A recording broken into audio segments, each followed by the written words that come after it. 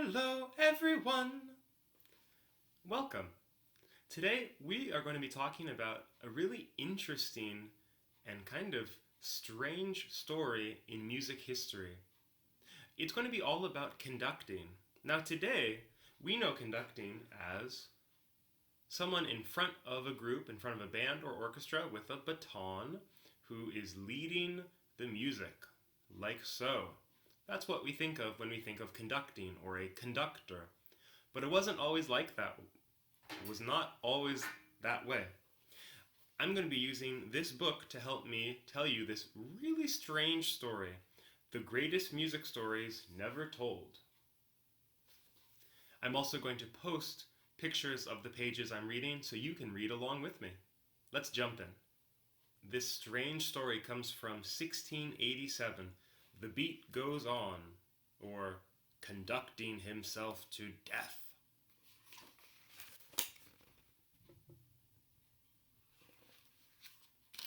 Jean Baptiste Lully was one of the first great conductors of classical music. Some claim that he practically invented the job. Whether or not that is true, he can claim another distinction. He is the only man to be killed by his own conducting. Let's continue and see how that could even be possible.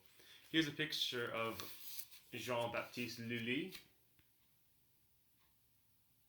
You gotta love those crazy wigs back then.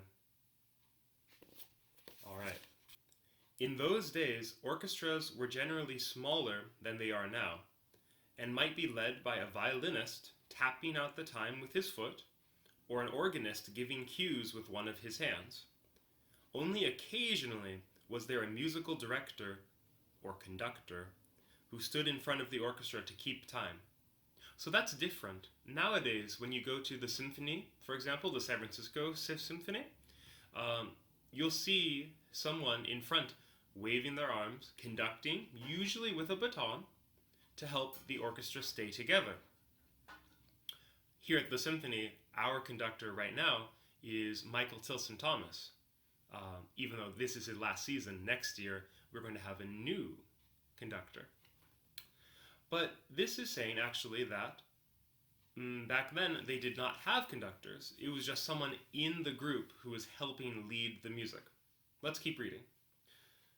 Lully was the court composer to King Louis XIV in France. A bit of a control freak, he liked to lead the orchestra with a 6-foot staff that he beat upon the ground to keep time. A really big stick. On January 8th, 1687, he was conducting a hymn to honor the king's recovery from illness. Beating the floor furiously with his heavy staff, Lully got carried away and slammed it down on his own foot. Ow!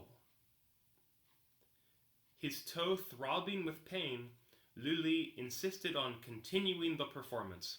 The show must go on, right? The injury proved severe. Gangrene and blood poisoning set in, but he refused to allow the toe to be amputated. 2 months later, Lully was gone. Who knew that music could be so deadly? What a strange story. So, let's review what happened. Lully was a conductor, and back then they didn't use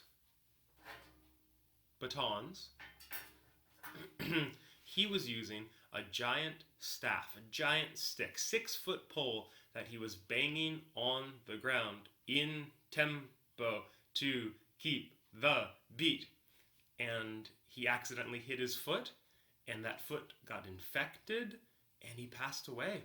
They didn't have antibiotics back then, so even a little injury could prove severe back then.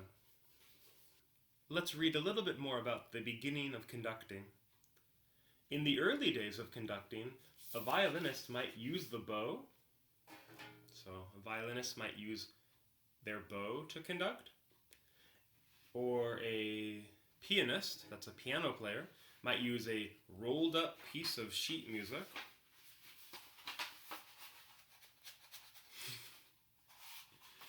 to help keep time when not playing. German violinist and composer Louis Spohr claimed to be the first to conduct with a baton. At a London concert in the spring of 1820, although some scholars believe he used it only for rehearsals, not actually concerts. This practice of using a baton didn't become common for another decade, so around 1830 is when we started seeing conductors with batons.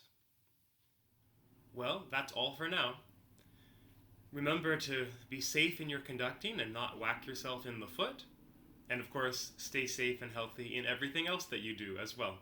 Until next time, goodbye everyone!